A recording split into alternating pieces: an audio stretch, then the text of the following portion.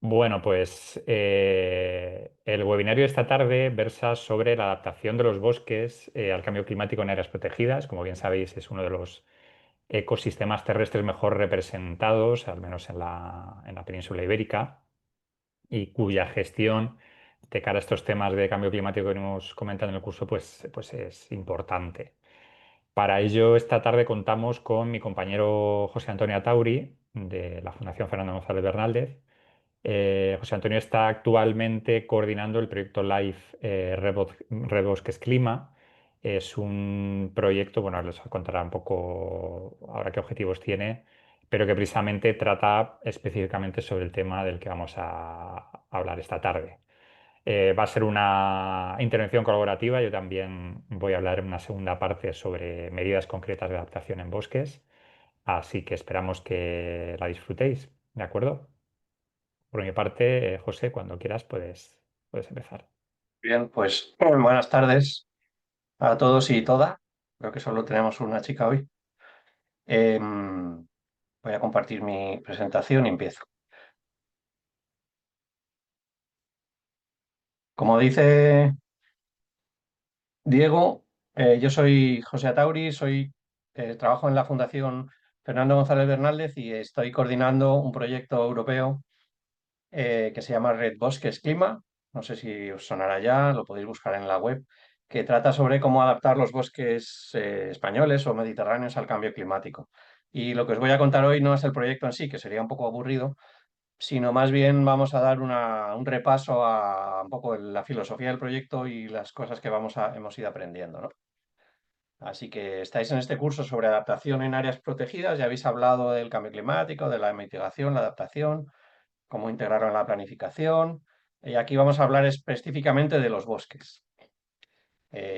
Y bueno, ha dicho Diego que las preguntas al final, pues vale, me parece bien, las apuntáis y luego yo me quedaré y comentamos. Es una presentación ligera, un poco, tiene muchas diapos, pero es ligera porque son sobre todo fotos. Y empiezo por repasar, bueno, esto que ya sabemos, ¿no? Que el clima está cambiando, ya está cambiando. eh, y que esperamos o estamos ya padeciendo incrementos en la temperatura, eh, sobre todo de las mínimas, también las máximas, olas de calor más frecuentes, más intensas y también alteraciones en el régimen de precipitación, en la lluvia. Esto tampoco tiene un patrón muy claro, pero sí que parece que lo que hay es no menos lluvia, pero repartida de otra manera. Digamos que llueve más intensamente en tiempos más concentrados, más torrencialmente. Esto es el cambio de la temperatura en el mundo. Como veis, pues se ve ya muy claramente la tendencia. En Madrid, por ejemplo, si uno coge casi cualquier, bueno, yo diría que cualquier estación meteorológica en España, baja los datos históricos y los simplemente con representarlos, ya vemos cosas siempre así, ¿no? Pues como la temperatura media desde el año 54, me parece que pone aquí, 1894, hasta el 2018, que es esta serie, pues fijaros cómo ha aumentado la temperatura más de 2 grados en promedio. Tiene oscilaciones, obviamente, pero en el promedio. Y esto es otro ejemplo que traigo, otro cualquiera, en una estación en Zaragoza, en el que hicimos un trabajo también de cambio climático y veis cómo en dos estaciones, que son dos, Biel y un Castillo, pues se ve muy claramente esa tendencia al incremento de las temperaturas, pues que es generalizado en todo el mundo, pero muy especialmente en el Mediterráneo. En el Mediterráneo estamos sufriendo incrementos de temperatura más intensos que en el resto del mundo. Bueno, quizá en los polos sea también muy importante, pero por ejemplo más que en el norte de Europa, donde no son tan conscientes del problema. Y si vemos los modelos, ¿qué nos dicen los modelos que manejan los meteorólogos? Esto es la página web de Adapteca, no sé si os lo habrán enseñado a lo largo del curso, es de la Oficina Española de Cambio Climático y la EMET. Tienen esta herramienta que nos permite modelizar el clima futuro. Yo he bajado varios escenarios y los he animado para enseñaroslo. Por ejemplo, la duración de las olas de calor desde 2011 a 2040, pues cuanto más intenso el rojo, es que son más duraderas, ¿no? Pues fijaros como al pasar el tiempo, desde el 2011, cada vez vamos a tener olas de calor en más, superficie de la península, ¿no? Van a ser más, menos inusuales. Bueno, aquí hemos tenido la primera a finales de mayo de este año, así que parece que la tendencia es esa, ¿no? También se puede ver cómo los días de heladas se van a reducir. Esto es el número de días heladas al año, también hasta 2100. Pues veis cómo se va contrayendo la mancha roja, que es más de X días de heladas al año. O la lluvia, la precipitación anual, en amarillo más intenso, cuanto más negativa es la anomalía. Fijaros que en el sur de España es donde se espera que la diferencia sea mayor, ¿no? Que la diferencia en la disminución en la temperatura sea mayor. Bueno, todo esto ya es sabido simplemente por poner un poco el contexto, ¿no? Esto es algo que estamos ya sufriendo, así que el diagnóstico es compartido. En donde quizá podemos debatir es en las soluciones, pero que esto está pasando es una cosa que no admite mucha discusión. Y bueno, y ya hablando de los bosques, eh, tendríamos que pensar cómo afecta el cambio climático a los bosques. Este cambio en el clima, ¿qué representa para los bosques? ¿Cuáles son los peligros climáticos que llama el, el- el panel internacional de cambio climático? Define los peligros climáticos como esos elementos del cambio climático que suponen un riesgo, ¿no? El principal en el Mediterráneo, el principal peligro climático es la sequía. Es decir, los periodos en los que llueve menos de la media y además se suman olas de calor. Este es el mapa del índice de sequía que publica la EMET. Esto lo podéis encontrar en la web y se puede ver en tiempo real. Esta imagen es del año pasado y representa el número de meses en una serie de años que tú eliges en el escenario donde ya ha llovido menos de la media. Entonces veis como el año pasado por estas fechas teníamos zonas muy amplias de la península con un índice de sequía entre muy seco y extremadamente seco. Recordaréis que en Barcelona estaban en emergencia, tuvieron que hacer restricciones de agua y también en el sur. Bueno, pues este es la principal amenaza, el principal peligro sobre los bosques mediterráneos. Las sequías prolongadas, repetidas, una tras otra, año tras año. ¿Y qué efectos tienen este cambio climático sobre los bosques? Pues también es ya visible. Y aquí simplemente os pongo imágenes, ¿no? Que hemos ido recolectando. Los efectos de la sequía son obviamente la mortalidad de algunos de los árboles, de algunos o de muchos. Lo que se está viendo es que los bosques están acumulando sequía tras sequía, de la que en un momento dado pierden la capacidad de recuperación y se mueren de manera simultánea, pues superficies muy grandes, ¿no? Aquí tenemos un encinar en el que hay una buena parte de los ejemplares muy afectados por la sequía. Esto es en Cataluña.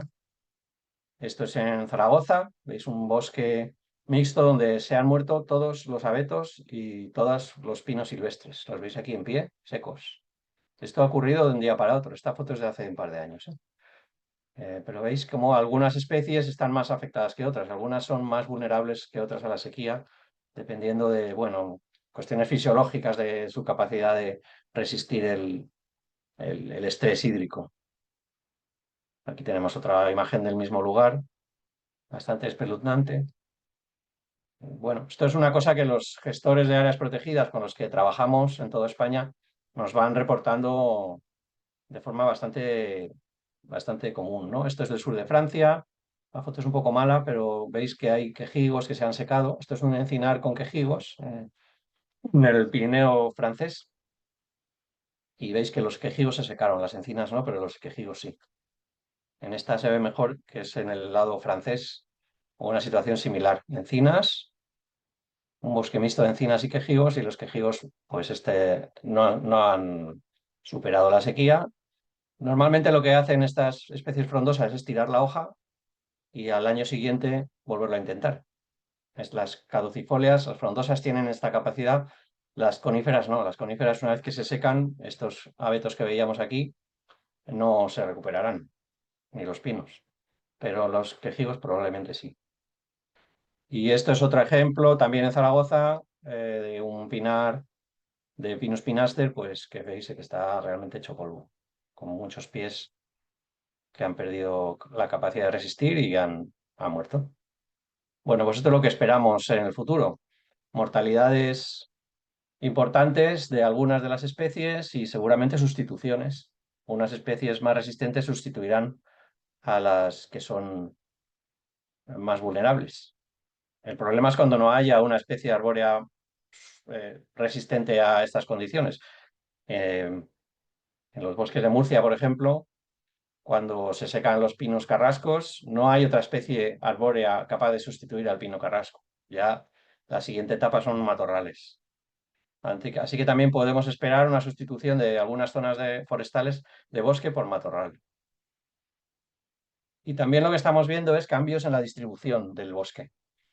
Por ejemplo, en la Sierra de Guadarrama, el pinar de Pinus silvestris va subiendo en altitud, buscando las condiciones de humedad y de temperatura que necesita, que antes se encontraban más abajo.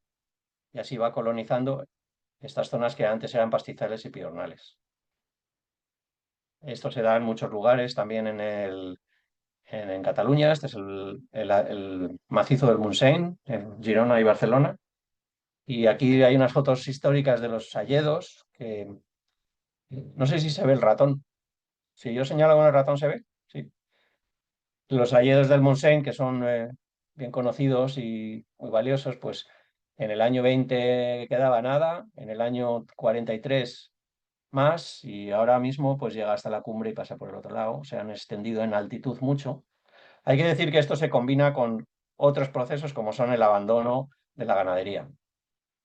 Aquí antes habría multitud de rebaños de todo tipo de ganado comiéndose hasta el último regenerado de haya, y eso, como ya no está, pues favorece esta colonización. Y es difícil separar los dos procesos. Vale, pues la sequía es uno eh, de los efectos fundamentales del cambio climático sobre los bosques, y el otro, hay otros dos que son un poco consecuencia de los anteriores. El primero, los incendios, que los habréis oído mencionar muchas veces, ¿no? Los incendios que ahora son cada vez mayores. Se habla de mega incendios, incendios de no sé cuánta generación, sexta generación, incendios que tienen una intensidad tal que somos incapaces de extinguir. Están fuera de la capacidad de extinción de los bomberos actuales. Tienen tal cantidad de energía que no se extinguen cuando se acaba el combustible o cuando llueve. Y esto pues se debe a varias causas. Por una parte, a la acumulación de biomasa en el monte, a la acumulación de vegetación, por el abandono ganadero, el abandono del uso forestal, y también a que los bosques están en una situación de estrés hídrico por la sequía. La vegetación está especialmente seca y arde mucho mejor que si no lo estuviera tanto. Y estos incendios gigantescos, pues claro, tienen un efecto muy negativo, obvio, a todos los niveles, ¿no? Sobre la biodiversidad, sobre el suelo, sobre la flora, la fauna, etcétera. Sabemos que el fuego es parte de la dinámica de los ecosistemas mediterráneos, que estos ecosistemas han coevolucionado con el fuego, pero con un fuego con ciertas características, ¿no? Con pequeños incendios de baja intensidad y pequeño tamaño, no con estos grandes incendios que son muy destructivos. Así que sequías, grandes incendios y, sobre todo en Centro Europa, ataques masivos de escarabajos perforadores, que son estos escolítidos que se alimentan del cambium, de la del tejido vivo de los árboles entre la corteza y la madera, y que acaban por secarles. Normalmente estos escolítidos forman parte del ecosistema, están integrados en las comunidades de insectos, de invertebrados del bosque, no suelen dar mucho problema, más que algún árbol aislado, pero cuando los bosques están muy debilitados por la sequía y además tienen algunas características que veremos luego, se hacen muy vulnerables a estas plagas, que acaban extendiéndose y afectando a superficies enormes. Pues esto ha sido un problema muy grave en Alemania, en Chequia, bueno, en todo Centro Europa, que son países muy forestales y con bosques muy manejados y muy intervenidos y muy modificados. Vale, pues entonces, resumiendo, cambios, aumentos de temperatura, disminución de la precipitación, como consecuencia sequías muy intensas, mortalidad por la sequía, debilitación de las masas forestales y cambios en la composición de especies, grandes incendios e incluso plagas forestales. ¿Y por qué son tan vulnerables a la sequía estos bosques que tenemos? Pues de nuevo os lo ilustro con algunas imágenes, ¿no? Y yo creo que cualquiera de vosotros, viendo esto, ya se lo puede imaginar por qué es vulnerable este paisaje, ¿no? Si aquí se inicia un incendio en una esquina, pues hasta que no recorra todas las miles de hectáreas de pinar, no se va a apagar. Son, como veis, paisajes muy homogéneos, con bosques de una sola especie. Todas las especies, todas las pies son iguales, porque esto es una repoblación forestal de los años 60 probablemente. Todos los árboles se plantaron a la vez, de la misma especie, y además están muy densamente, están en una densidad muy alta. Estos pinares nunca fueron rentables, entonces no se explotaron, no se ha ido sacando madera, no se han ido retirando parte de los árboles, de manera que ahora están en unas densidades que les hace competir por el agua, por la luz y crecer muy débiles, ¿no? Así que están en una situación muy, muy vulnerable por eso. Este es otro ejemplo. Hay miles de ejemplos como estos, ¿no? Esto es la Sierra Norte de Guadalajara, donde en los años 70 se repoblaron 30.000 hectáreas de pino silvestre y que nunca o muy poco se han aprovechado para la madera. De manera que están todos los árboles que se plantaron aquí siguen, solo que 60 años más viejos, más grandes, compitiendo por el espacio, formando masas impenetrables muy continuas, muy homogéneas, todos los árboles de la misma edad, del mismo tamaño, entrelazados entre sí, de manera que si una perturbación entra por un lado, pues lo va a recorrer entero hasta el final. Esto es sobre todo lo que hace vulnerables a los bosques. Bosques menos vulnerables serían de este tipo, ¿no? Bosques con claros, con discontinuidades, con distintas especies mezcladas, con árboles grandes, árboles pequeños, árboles caducifolios y frondosas, mixtos.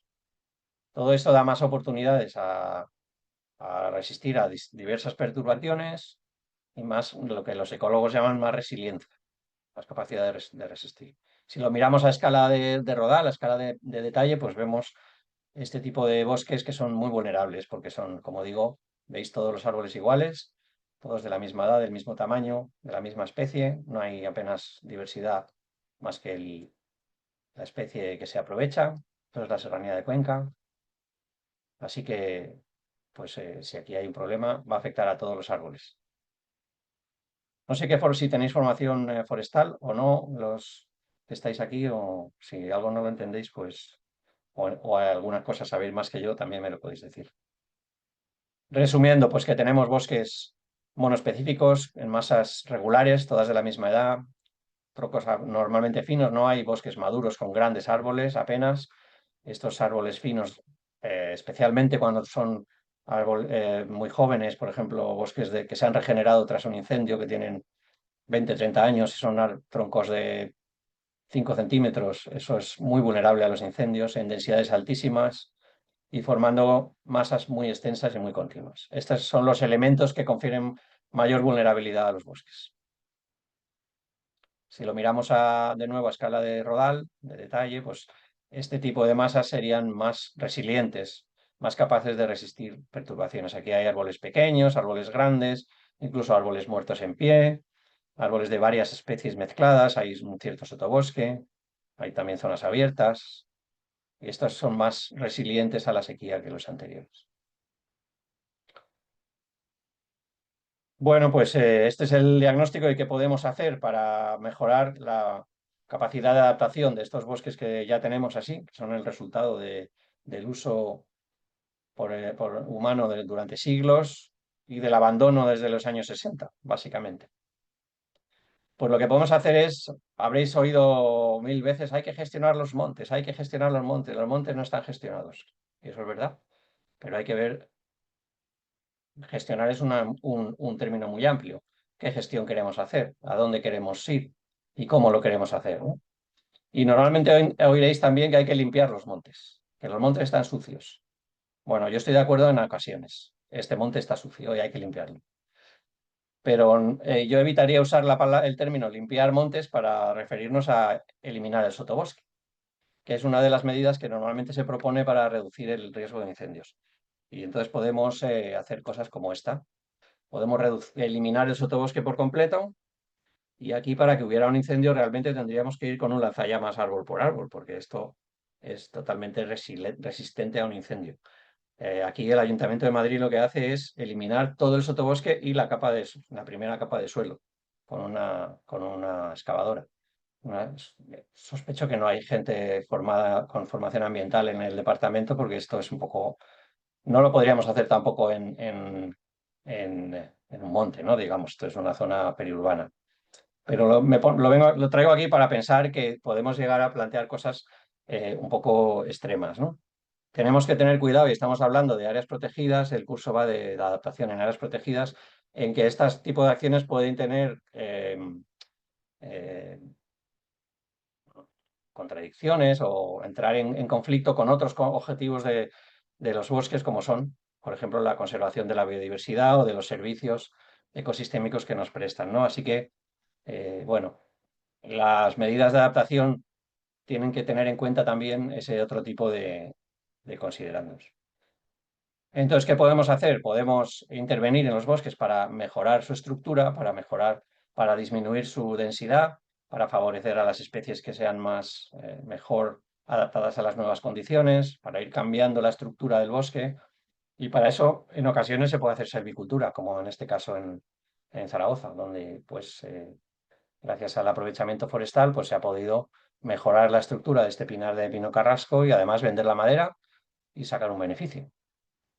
Pero esto no siempre es posible. En muchos lugares de España no siempre es posible esta silvicultura. Eh, si miramos este mapa, que es el de la producción de madera en Europa, fijaros que si nos comparamos con los países del entorno, estas son las landas en Europa, en Francia, que es posiblemente el lugar más productivo. La producción de madera se produce sobre todo en Centro Europa y en los países nórdicos. También en la cornisa cantábrica, en Galicia, en el País Vasco, con las plantaciones de Pinus radiata y de eucalipto. Pero en grandísima parte de la península ibérica, la producción de madera es muy baja. Tenemos gran superficie forestal que tiene una productividad tan baja por los condicionantes ambientales y una calidad de madera también muy baja, en los que la silvicultura no es rentable. Entonces no se está practicando porque no interesa a los propietarios. Y ahí es donde tenemos que inventar cómo gestionar esos montes para hacerlos más resilientes en un contexto en el que no hay rentabilidad económica. Y ahí es donde le voy a dejar a Diego que os cuente algunas de las cosas que estamos proponiendo y aquí le piso una diapo. ¿Qué cosas se pueden hacer en los montes para gestionarlos, para mejorar su capacidad de adaptación y teniendo en cuenta también los objetivos de conservación, la preservación de la biodiversidad, de la captación de agua, del secuestro de carbono, de la conservación del suelo, de todos los servicios que prestan los bosques? Pues habrá que hacer muchas cosas diversas, desde cortar árboles, silvicultura, donde se pueda. En algunos lugares hacer una silvicultura, digamos, vamos a decir, subvencionada, sin un retorno económico, aclarar algunos de los pinares, conservar sin intervención los últimos rodales de bosque maduro que podamos encontrar, quizá utilizar la herbivoría, el ganado para mantener estos espacios abiertos y, en definitiva, tener este mosaico en el que tengamos una mezcla de distintas formaciones de bosque, de pastizal, de zonas más densas, más maduras, menos maduras, más jóvenes, con conservación estricta, con uso comercial, un mosaico lo más diverso posible, que será lo que nos permita adaptarnos a condiciones en las que tenemos también mucha incertidumbre, ¿no? Y la idea es transitar desde este paisaje muy vulnerable que mencionaba al principio a otro menos vulnerable, más diverso, más variado, más heterogéneo, más complejo. Y eso es lo que hemos hecho en el proyecto Live Red Bosques. Esta filosofía la hemos aplicado en 3 casos demostrativos en el Parque Natural del Sports, en Tarragona, en 3 lugares en Valencia, unas repoblaciones de Pinus pinaster, donde hemos intervenido para mejorar la diversidad de especies, Y en el Parque Natural de la Sierra Norte, en Guadalajara, en esas repoblaciones muy extensas, em, donde también hemos hecho unos aclarados y favorecido a las hayas, como en esta foto de aquí abajo, donde se ve, estos son abedules, pero en una situación similar, donde se favorece a las frondosas que están debajo del pinar de repoblación. Y bueno, para hacer esto caben diversas medidas, diversas actuaciones, que son las que os va a contar Diego a continuación. Muy bien, José, muchas gracias. Pues Dejo de compartir, apuntaros las dudas si tenéis y yo estoy por aquí. como bien comenta mi compañero José, yo os voy a hablar brevemente de, bueno, de esas distintas acciones o medidas de gestión, proyectos que se puedan hacer para mejorar la capacidad de adaptación de los bosques en las áreas protegidas. Tener en cuenta que además, bueno, muchas de estas acciones requieren de un nivel de intervención que puede ser a veces ciertamente intenso, con lo cual dentro de las áreas protegidas, pues bueno, van a tener un poco el condicionado de respetar todos los elementos de biodiversidad que pretenden conservar de las áreas protegidas en los objetivos de su declaración. ¿De acuerdo? Entonces, bueno, José ha comentado una primera categoría de acciones que tienen que ver con el aumento de la diversidad de especies o para aumentar esa diversidad de especies a veces se necesita eliminar la competencia, ¿de acuerdo? Hemos visto que muchas de estas masas forestales son monoespecíficas o casi monoespecíficas entre otras, por otras causas, porque se ha intentado potenciar a esa especie objetivo, bien por su interés maderero o por otras razones, ¿no? Pero, sin embargo, en gran parte de la superficie forestal española lo que encontramos, digamos, de manera originaria son masas forestales mixtas. De hecho, los últimos estudios que se han hecho sobre la tipología de bosques en España evidencian que efectivamente, frente a esa foto fija que teníamos de masas o hábitats incluso, ¿no? Si echamos manos de la directiva, vemos que los hábitats los definen una o dos especies como mucho, bueno, pues la realidad es mucho más compleja y el porcentaje de masas forestales mixtas es muy alto. Entonces, ante esta situación, digamos, de falta de diversidad de especies arbóreas, cabría la posibilidad de aumentarla. ¿Por qué aumentarla? Bueno, los estudios científicos y técnicos que en parte avalan también este proyecto, la Red de Bosques, lo que demuestran es que a mayor número de especies, mayor número de lo que los científicos denominan rasgos funcionales, con lo cual eso permitiría que, aunque algunas especies pudieran desaparecer o, digamos, mermar en su superficie de distribución, otras podrían llegar a prosperar, con lo cual nos garantizarían en cierta medida que el bosque seguirá siendo bosque en un futuro.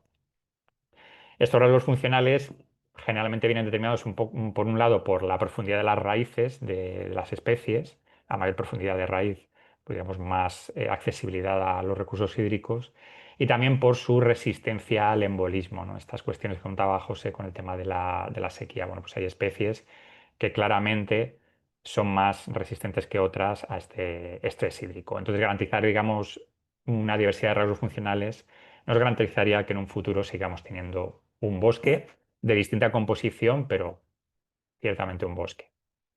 Para ello, muchas veces lo único que hace falta es intentar liberar, ¿no? En estas masas tan homogéneas y tan densas que hablaba antes José, intentar liberar a estas otras especies objetivo para conseguir que el monte sea más diverso, ¿no? Ahí tenéis pues la liberación de un haya en un monte y podríamos ver ejemplos con otras especies. En otras ocasiones el monte ha sido tan intervenido que estas especies directamente han desaparecido y nos podemos plantear introducirlas a través de plantaciones artificiales.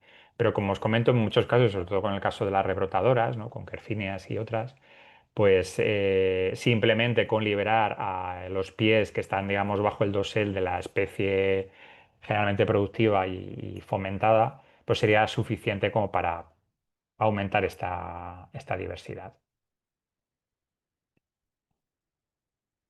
Bien, otro de los aspectos a tener en cuenta que comentaba... Uy, ¿estáis viendo la pantalla? Sí, sí, yo la veo. Vale, perdón, que es que... ahí lo tengo.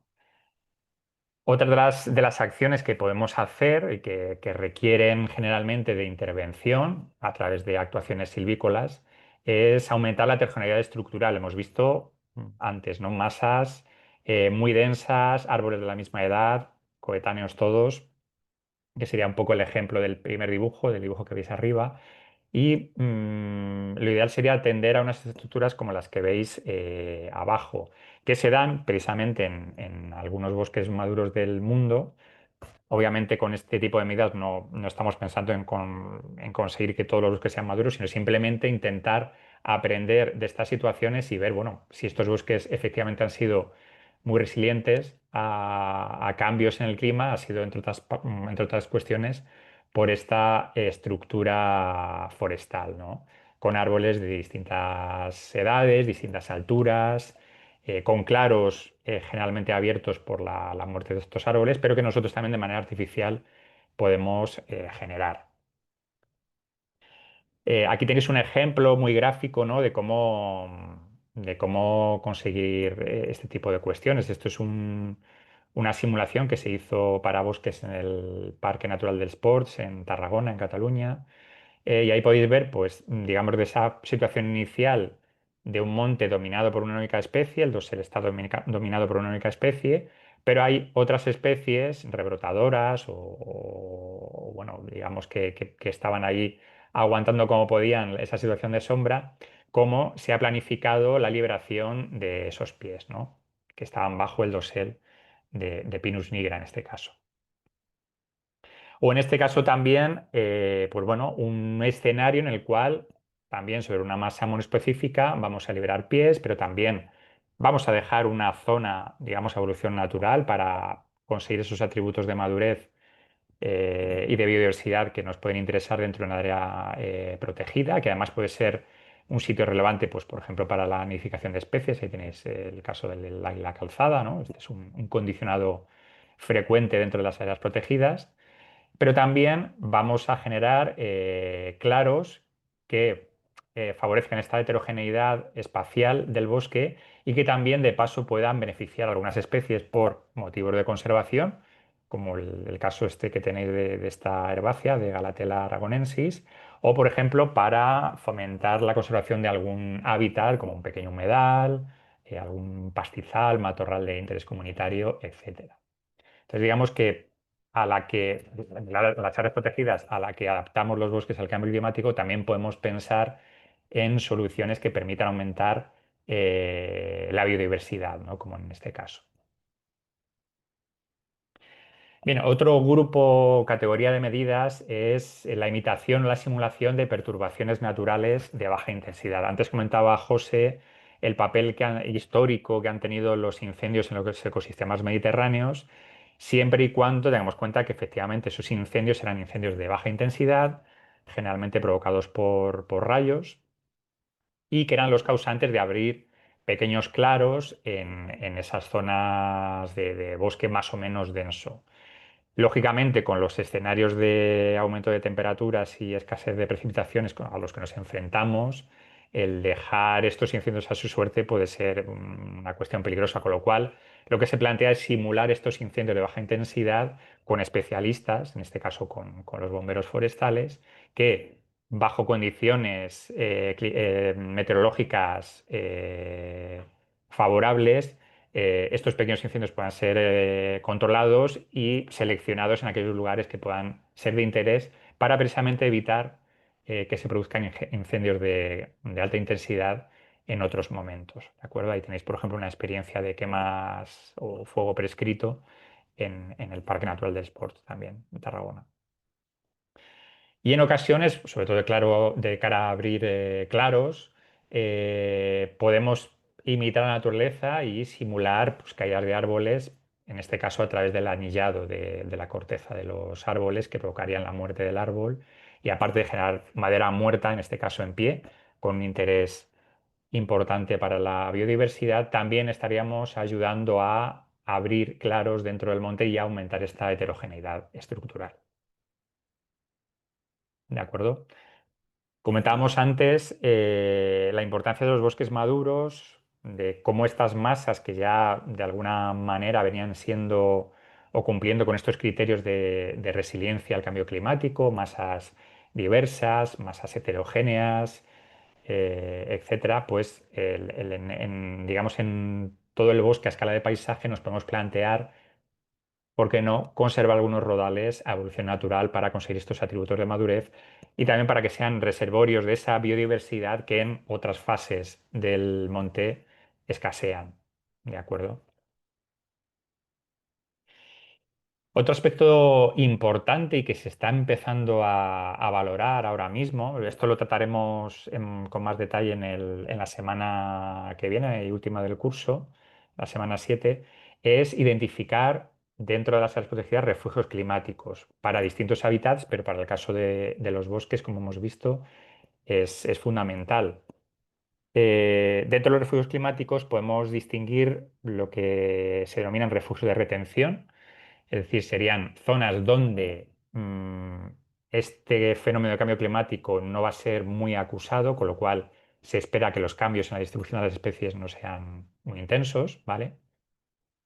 Pero también tenemos que tener en cuenta lo que se llaman refugios de acogida, que serían aquellas zonas que en un contexto climático desfavorable es esperable que acojan en esa, entre comillas, huida de especies a estos hábitats de las especies que van a ser mucho más vulnerables al cambio climático.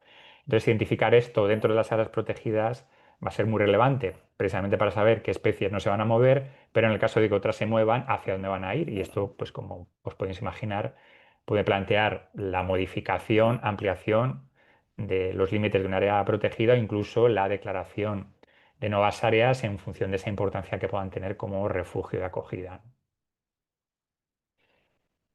Vinculado a estos refugios de acogida, pero también en general, va a ser interesante favorecer la conectividad precisamente para facilitar a las especies esta migración en esta situación cambiante provocada por el cambio climático, ¿no? Ahí tenéis un ejemplo, por ejemplo, esto se hizo concretamente para rodales maduros, ¿no? Pero podemos pensar en bosques en otras fases del ciclo silvogenético donde se identificaban las zonas, digamos, desde un punto de vista de la conservación importantes y qué zonas, digamos, de dispersión son más o menos favorables, ¿no? Ahí, pues bueno, se hicieron unos modelos para valorar hasta qué punto las especies que forman parte de estos hábitats forestales se podrían mover o no. Esto se puede hacer a escala vegetal, es decir, pensando en especies de árboles o de matorrales o de herbáceas asociadas a ecosistemas forestales, pero también, por ejemplo, para el caso de los invertebrados. Esto en concreto se hizo para coleópteros saprosídicos que, como sabéis, tienen un interés para la conservación muy importante y en el caso de los bosques maduros es una de las especies más importantes y más relevantes, ¿no? Pero esto, como os digo, lo podríamos aplicar a cualquier tipo de especie de los hábitats forestales. Y por último, y sería un poco repetir esta diapositiva que comentaba antes José, sería integrar todo este tipo de acciones que os he ido presentando a escala de paisaje, favoreciendo estos mosaicos, ¿vale? Donde podemos encontrar pequeños rodales conservados a evolución natural, como rodales maduros o con inicios de madurez.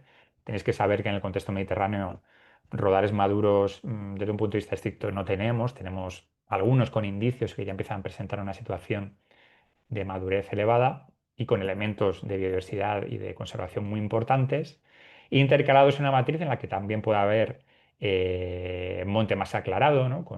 Digamos, con otro estado de intervención, claros, donde pueda haber hábitats o no de interés para la conservación, pastizales, pequeños humedales, etcétera. Em, Parches con bosques mixtos o con bosques de distintas especies, donde, digamos, sea fácil que se produzcan estos cambios de las especies en este contexto de cambio climático. Y todo esto, y aquí me gustaría también un poco cerrar, para mantener todo esto tenemos que tener en cuenta que hemos visto que la silvicultura puede aportar herramientas, teniendo en cuenta estos criterios de adaptación al cambio climático, pero La foto que nos mostraba José al comienzo son miles de hectáreas muy homogéneas, muchas de ellas procedentes de antiguas repoblaciones, sin intervenir.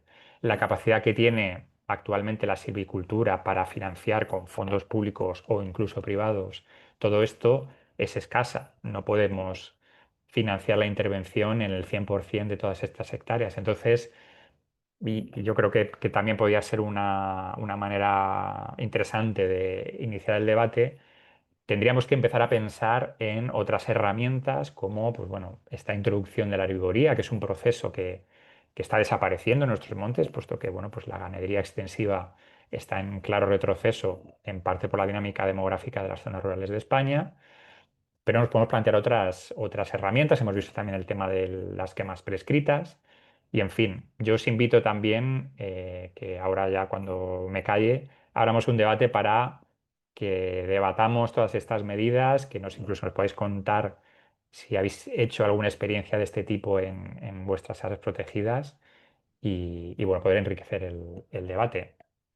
Esta es un poco la panoplia, digamos, de distintas medidas de gestión que se pueden aplicar hoy en día en, en los montes mediterráneos y que hemos trabajado en este proyecto LIFE, Red Bosques Clima, eh, intentando, digamos, seguir siempre esta filosofía de soluciones basadas en la naturaleza, que hemos visto también a lo largo del curso, ¿no? Intentar aprender de lo que ya existía, sobre todo a través de estas experiencias de rodajes maduros, e intentar imitar de manera artificial o introduciendo procesos naturales desaparecidos, imitar un poco la naturaleza en esta gestión del monte. ¿De acuerdo?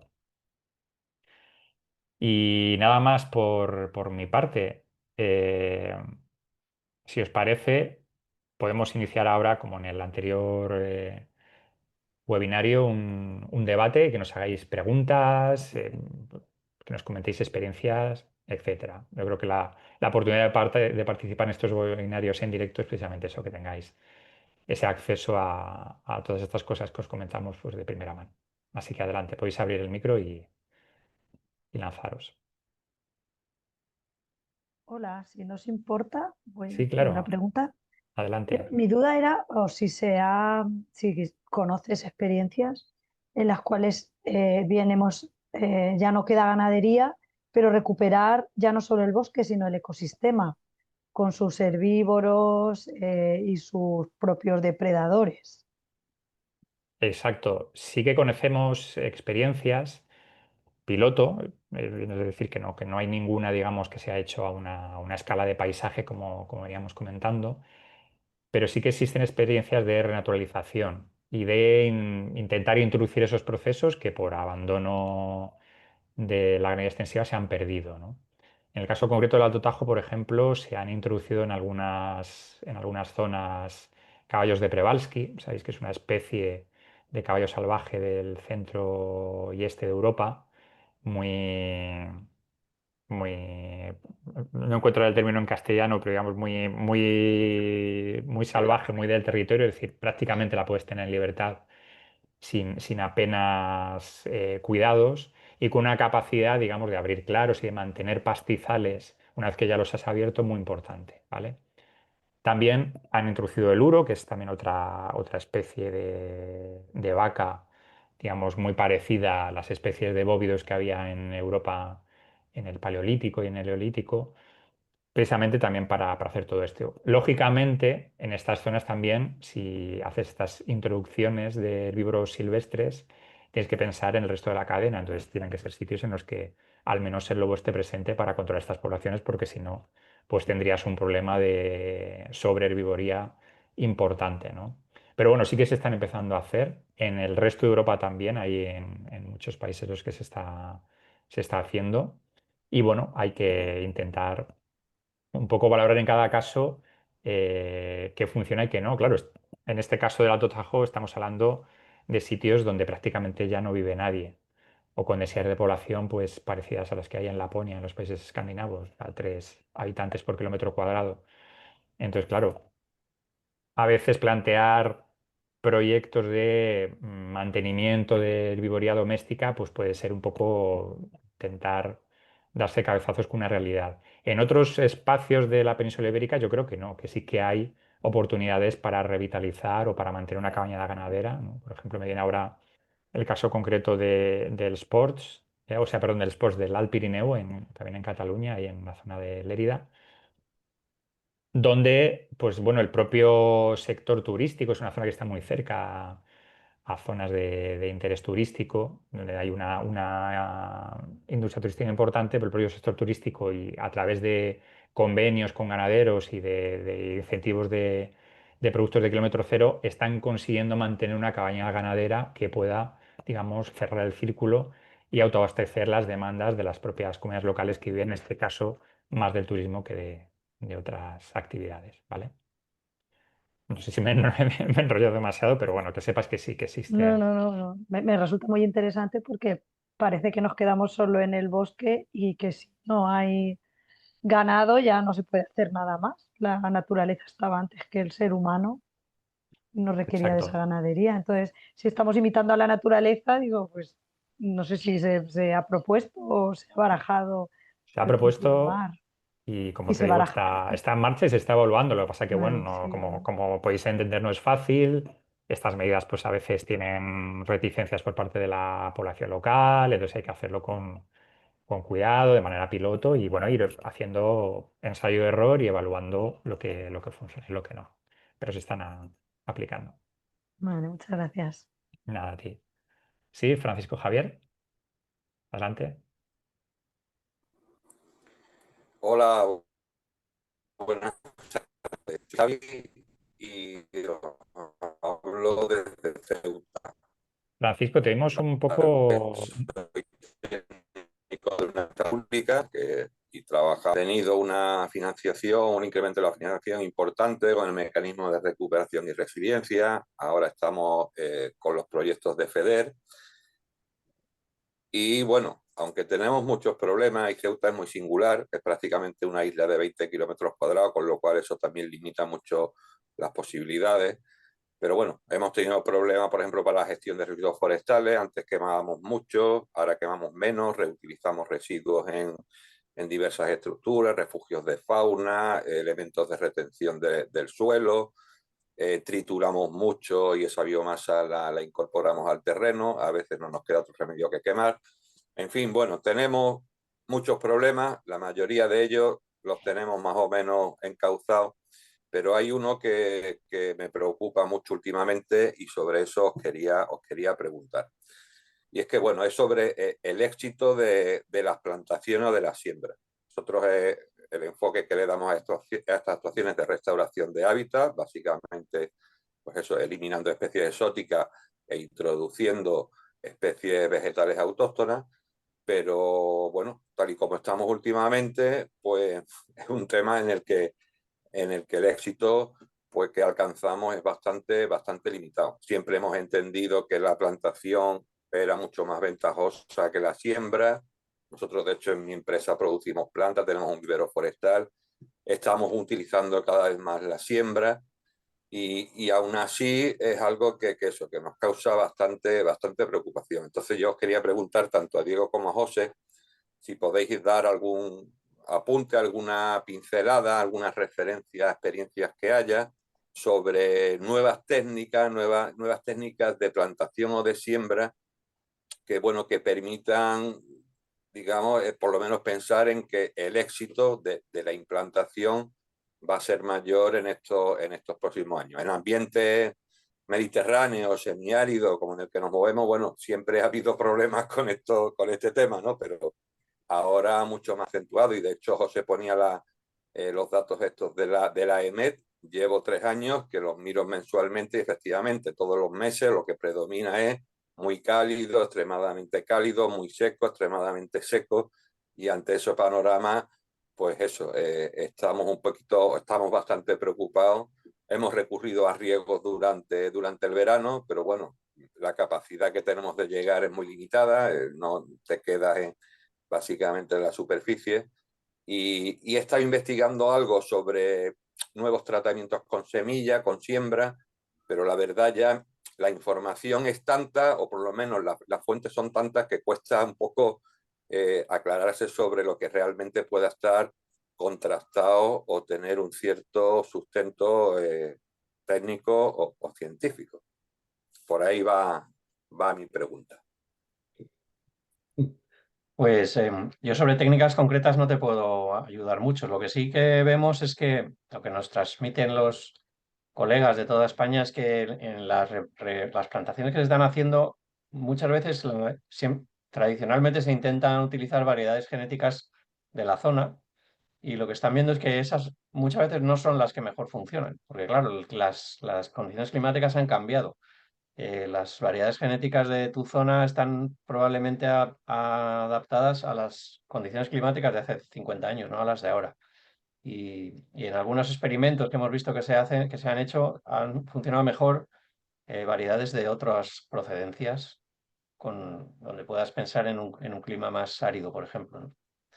Y eso abre un debate que está sin resolver, ¿no? Y es si es lícito, si debemos pensar en introducir nuevos genotipos e incluso nuevas especies. Si va a cambiar el clima, igual hay que sembrar especies o plantar especies que ahora no hay, en concreto del norte de África, ¿no? Y si en Murcia se están planteando si hacer plantaciones con tetraclinis o algunas otras varias especies que están más adaptadas a climas más áridos. Pero ese es un tema bastante candente y que no está resuelto. No sé si vosotros os lo habéis planteado, estáis allí al lado, o sea que... Bueno, lo que dice la doctrina es que la forma más aproximada a la zona de trabajo y en nuestro caso nosotros el 99% de la producción procede de material que recolectamos nosotros mismos en la propia ciudad de Ceuta. En algún caso, por falta de existencia, se ha traído algo de la zona de Cádiz. Hemos incluso recolectado un poco de, casi ahora que no nos oye nadie, de forma ilegal en Marruecos, algunas especies que aquí eran poco frecuentes y lo hemos traído de zonas muy próximas, pero es cierto que eso que comentas nunca se me había pasado por la cabeza por esa cosa que tenemos de que, bueno, de la posible contaminación genética que podemos introducir. Si mencionas el tema del araar o del ciprés de Cartagena, del tetraclinis, que también producimos, y es verdad que a lo mejor tenemos que pensar un poco menos en restaurar alcornocales, quejicares, y pensar más en las formaciones de araar, de tetraclinis. Pues bueno, ya tengo ahí un apunte interesante por lo menos para ir reflexionando. Una de las leyes, vamos a decirlo así, en adaptación es que las medidas de adaptación deben ser sin arrepentimiento, ¿no? Que como nos movemos en un nivel de incertidumbre muy grande, no proponer intervenciones muy drásticas que si se revelan fallidas, o sea, que podamos haber cometido un error irreversible. Por eso hay bastante prevención a hacer cambios en las especies muy drásticos, ¿no? Porque realmente los escenarios climáticos son escenarios probabilísticos, no son certidumbres.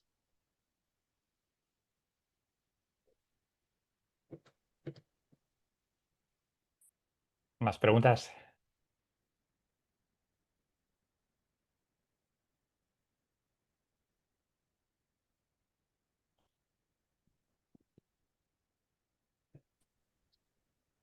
Sí, bueno, yo ¿me escucháis?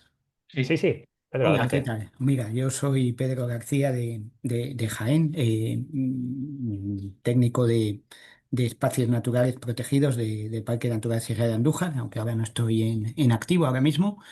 Y bueno, quería preguntaros, cuando está viendo estos colapsos de árboles, estos árboles que quedan muertos en este ambiente mediterráneo que nosotros tenemos, la degradación de esos árboles es bastante lenta, ¿no? O sea, que se queda ahí un montón de masa de arbolado muerto, que se queda por años y años y años. ¿Eso cómo se maneja? pues nuestra recomendación es dejarlos. pero bueno, ahí es el gestor forestal el que tiene la última palabra. Pensamos que una vez que están secos no son un peligro, porque los escolítidos atacan árboles vivos, no una vez que ya se han muerto, no. Y tampoco tienen una rentabilidad, sacarlos es muy caro, así que bueno, yo creo que no sé si se están, la verdad que no hemos hecho el seguimiento de, de si los están sacando, ¿no? Y cuando son quercíneas, normalmente rebrotan al año siguiente, entonces es mejor dejar y esperar. Ujú. Y Gracias. yo quería Sí. añadir también a lo que comenta José, que efectivamente a veces también hay que plantearse cuál es la vocación de ese monte, si es un monte con vocación para la conservación, pues digamos un pequeño brote de escolítidos o de tonicus o de otras que consideramos como plagas, pues no tener ningún efecto, ¿no? Lógicamente estamos hablando de bosques productivos o que puedan estar muy cerca de bosques productivos, en el cual ese pequeño brote o esa pequeña explosión de escolítidos o de otra plaga pueda tener efectos económicos, pues entonces sí. Pero claro, ya hemos visto, ¿no? A lo largo de la tarde que son muchas masas que llevan tantos años sin gestionar y ni se espera que se haga esa gestión, que lógicamente tiene una vocación protectora o de conservación. Entonces no. Y de hecho, compañeros del sector forestal así no lo confirman, que no están viendo, o sea, este miedo que se tiene generalmente con la madera muerta, tanto en el suelo como en pie, no están viendo que tenga un efecto relevante en grandes masas forestales. Mm, Gracias. Nada, a ti. Sí, Francisco Javier, adelante. Sí, es por dar la perspectiva de Ceuta con el problema que como para nosotros, a nosotros nos gusta el objetivo de dejar madera muerta. Ese es el enfoque. Nuestro enfoque no es productivo, es de restauración de hábitat, pero Ceuta es muy pequeña y la accesibilidad de la población a las zonas naturales es muy alta. Es decir, hay carreteras, hay pistas, hay senderos, hay muchísima gente por el monte andando. Entonces a veces no podemos dejar tanta madera muerta como nos gustaría por el tema del riesgo de incendio. Y de hecho el reaprovechamiento de residuos forestales, el de crear estructuras con restos de ramas, de troncos, nos preocupaba un poco en ese sentido, fuera a aparecer algún vándalo y prenderle fuego, ¿no? Entonces, bueno, entre dejarla y no dejarla, pues yo creo que un factor importante puede ser eso, el riesgo de incendio que pueda tener, sobre todo en zonas que sean accesibles a la población en general, ¿vale? Que aunque en pequeño porcentaje, pues siempre hay algún salvaje por ahí descontrolado. Sí, exacto. Esto se puede planificar también un poco en función del área protegida y de estas situaciones que tú comentas de uso público, bueno, pues evitar este tipo de situaciones. Es verdad que también hay bibliografía que comenta que la madera muerta una vez que está en el suelo y generalmente durante el primer año ya con que hay algún tipo de lluvia suele empapar bastante bien y digamos que no tiene ese efecto tan virulento con el fuego o como combustible del que se esperaría. Pero estoy de acuerdo contigo en que si tienes una situación donde, digamos, el riesgo de incendio viene de la frecuentación, bueno, pues intentes evitar estas situaciones, por lo menos en las cercanías de senderos o de zonas de uso público.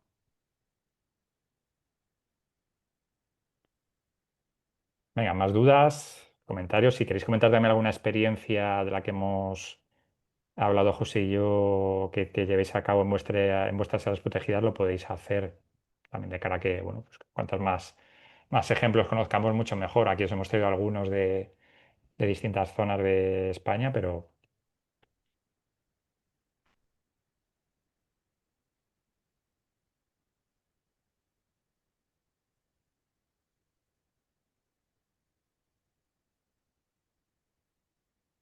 bueno, pues no sé si no hay más preguntas. Si queréis, lo podemos dejar aquí. Eh, sí, Francisco Javier, adelante.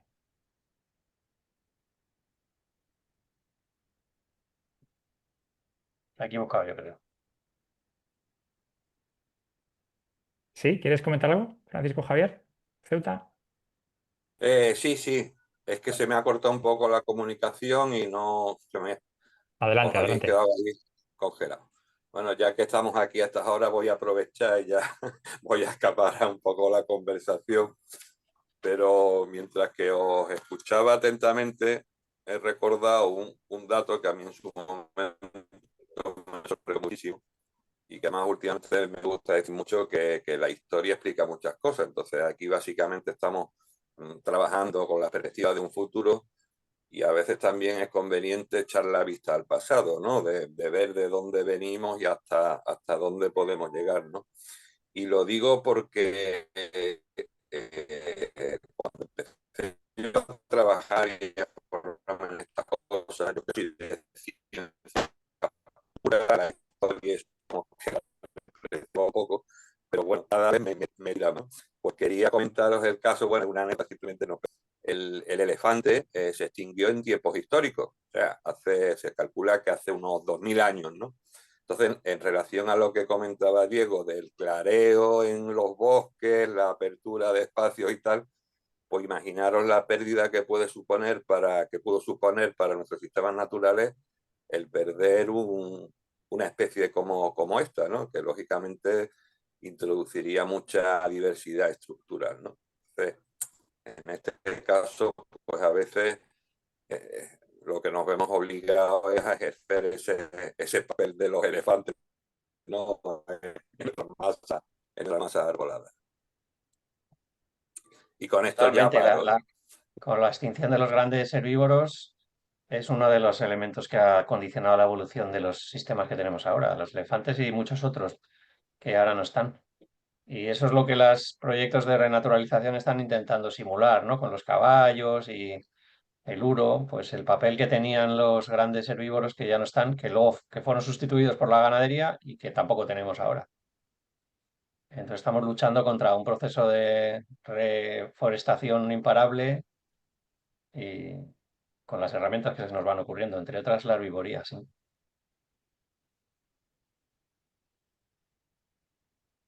Sí, es otro debate que sigue abierto, que no parece zanjado, con el tema del bisonte europeo. Pude visitar las reservas de Palencia, de San Salvador de Cantamuda o por ahí. Y bueno, no hace mucho se ha publicado un artículo científico firmado por una serie de ecólogos de primer nivel, pues dando una serie de argumentos científicos en contra de la introducción de esta especie, ¿no? O Sí, sea, es bueno, un sus tema un argumentos es que, poquito delicado.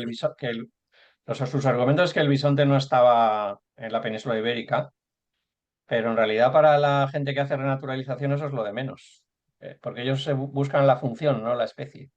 Por eso no importa que sean bisontes o caballos de Przewalski o cualquier otro bicho mientras haga la función que hacían aquellos animales, ¿no? Es una filosofía un poco diferente.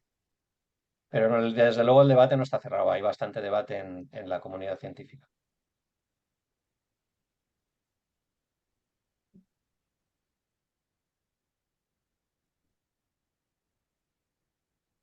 ¿Tenéis alguna cuestión más?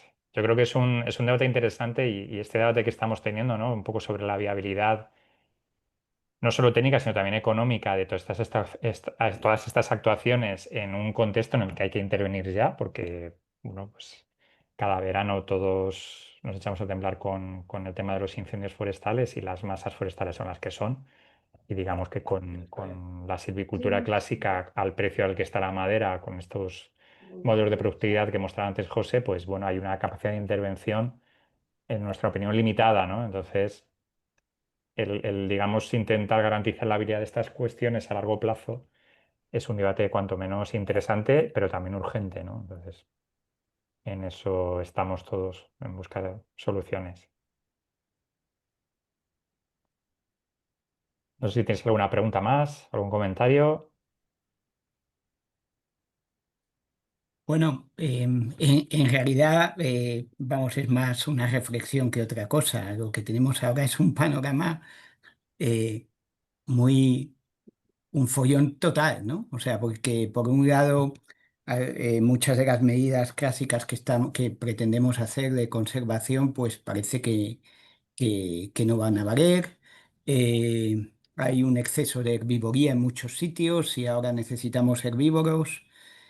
En fin, no sé, la verdad es que el curso resultando muy interesante como me está resultando, al mismo tiempo el panorama es complicado, es sumamente complicado y me cabe la pregunta de si realmente se está actuando de una manera, eh, bueno, si se está actuando de una manera coherente a nivel internacional, ¿no? Yo creo que vamos muy retrasados, ¿no?